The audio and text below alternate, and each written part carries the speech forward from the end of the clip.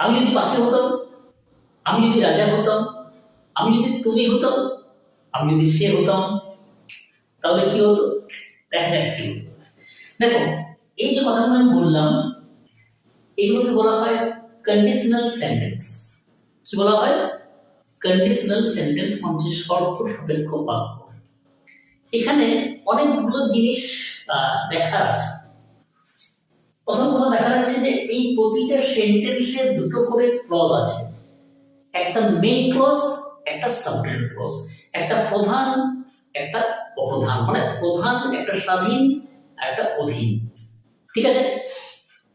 আমি যদি পাখি হতাম, অধীন, আমি আকাশে উড়তাম।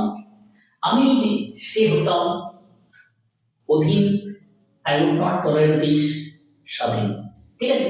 এরপর এখানে লক্ষ্য করার বিষয় রয়েছে যে প্রথম সেন্টেন্সে রয়েছে যে আমি যদি পাখি হতাম, আমি আকাশে উড়তাম। তাই না? দেখো, এইটুকু মানে এই প্রথম অংশটার মাধ্যমে আমরা একটা একটা কল্পনা হচ্ছে, একটা ইমাজিনেশন হচ্ছে, একটা অলিক কল্পনা হচ্ছে।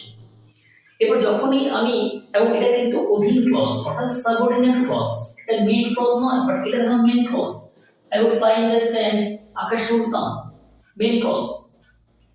তাই যখন কোনো সেন্টেন্সে ইমাজিনেশন বোঝাবে, কল্পনা বোঝাবে, ঠিক আছে, কি বোঝাবে? কল্পনা। সেক্ষেত্রে সাবজেক্টের পর কিন্তু ওয়্যার বসবে, সাবজেক্ট যেই থাকুক না কেন।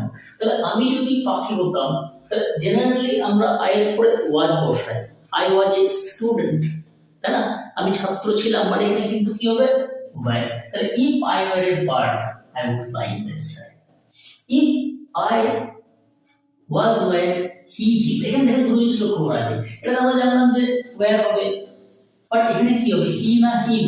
হিটা হচ্ছে সাবজেক্টিভ কেস, হিমটা হচ্ছে অবজেক্টিভ কেস। এখানে কি হবে? Subjective case. আমি যদি তুমি হতাম, তাহলে I would teach the men a lesson, আমি লোকটাকে একটা উচিত শিক্ষা দিতাম। তাহলে আমি যদি তুমি হতাম, আমি তো তুমি নয়, তাহলে কি হবে? If I were you, I would teach the men a lesson. বোঝা গেল বন্ধুরা? তাহলে এটাকে বলা হয় কন্ডিশনাল সেন্টেন্স। কি বুঝলাম আমরা?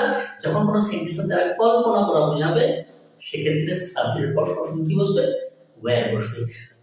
আরেকটা জিনিস লক্ষ্য করলাম আমরা যে যার সঙ্গে তুলনা করছি, তুমি বা সে বা যে কোনো ব্যক্তি হোক না কেন, এই জায়গাটা সাবজেক্টিভ কেস হবে। এবং এখানে দুটো ক্লজ আছে, একটা হচ্ছে মেইন ক্লজ এবং একটা হচ্ছে সাবজেক্ট ক্লজ।